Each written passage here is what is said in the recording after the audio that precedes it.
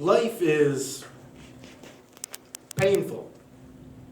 There's emotional pain, there's mental pain, and there's the classic good old physical pain. When I was 13 years old, I loved football. So physical, it was a place to demonstrate that you were tough. And one of the drills we did, someone lined up over there, someone lined up over here, and then we ran at each other as hard as possible until we collided. This was some sort of measure of will, and I was good at it because I didn't mind getting a little hurt. But in one of these drills, it wasn't a little bit. We hit, and my shoulder just didn't feel exactly right. Now, I didn't say anything. I went back to the end of the line, and I was sniffling a little bit. Someone pointed that out to a coach, because I never cried at football practice before, and he said, "Jeff will shake it off." And I did. My next time to do the drill, I got up in line, I put my hand down, and I fell flat on my face. My shoulder could not support my weight. So I got up and put my other arm down, tackled the next guy. I didn't go to the hospital. I didn't go see a doctor. I played half a football season, putting my other arm down. And then I played a basketball season. It was not very good. And then I went through a season of wrestling, which was incredibly painful. And I also wasn't very good. When we came around to baseball, which was the sport I was best at, I was a pitcher. And when I went to throw the ball, I was throwing it as hard as I could, trying to strike people out. The other pitcher that was training, Ben, he was also striking people out. And his father, Bill, the coach, he told us, "We want to go easy on people at the beginning of the year. Ben, you should be throwing half speed, like Jeff." That's when I realized something was wrong. I was not going to be able to play baseball that year, and I probably needed to go see a doctor.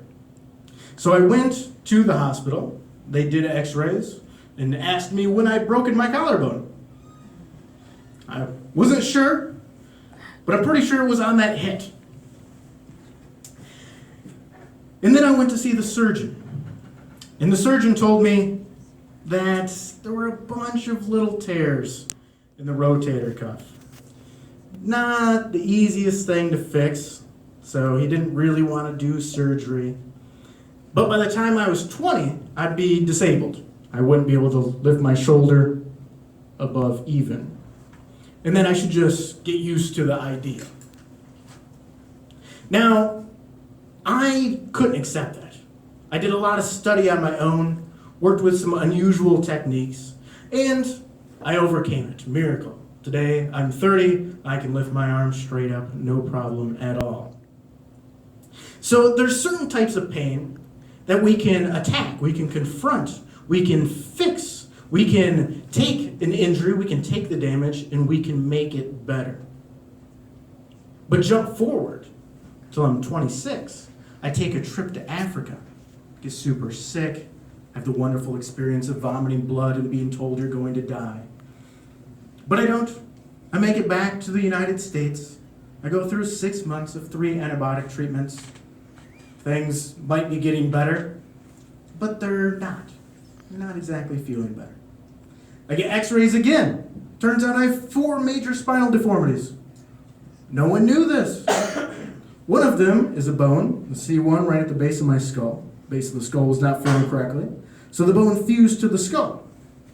It had broken loose somewhere in that African misadventure and slid into the brainstem, causing all sorts of issues with my memory, with my heart, and, of course, massive amounts of pain. Now, I'd taken a few too many Vicodin when I was in high school from that shoulder injury. I realized that it probably wasn't good that I took a 30-day supply in 3 days one time. So I stopped taking Vicodin, and I didn't take a single painkiller, even aspirin, Tylenol, anything, until I was 26. And after 2 months of this insane pain, sensitivity to light, sensitivity to sounds. I tried to lay in a quiet, dark room for 2 months. It didn't help at all.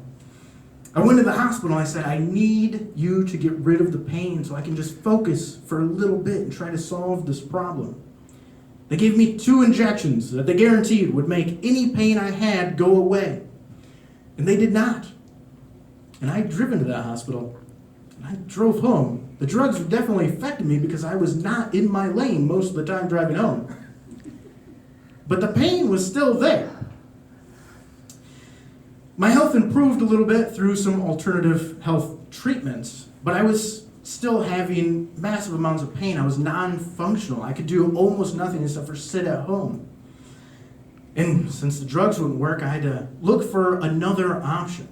Now, I had some experience in meditation. I trained with an Ashaya monk for a year.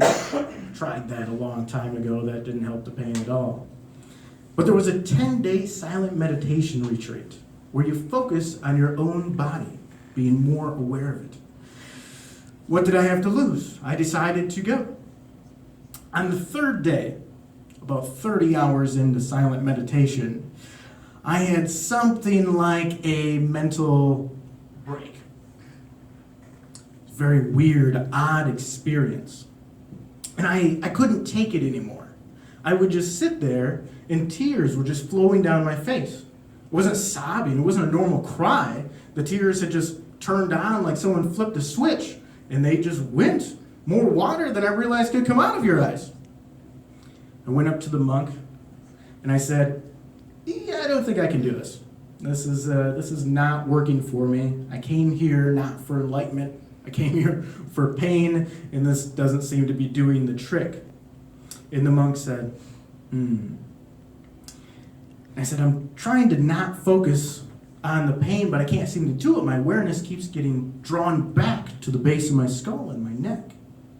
And he said, it'll get worse.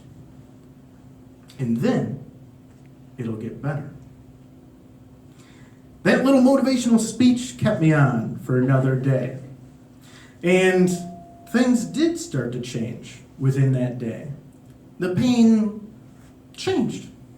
That's hard to describe. I could still feel it, but it was like the lights and buzzers that had been going off for months and months at this point weren't as loud.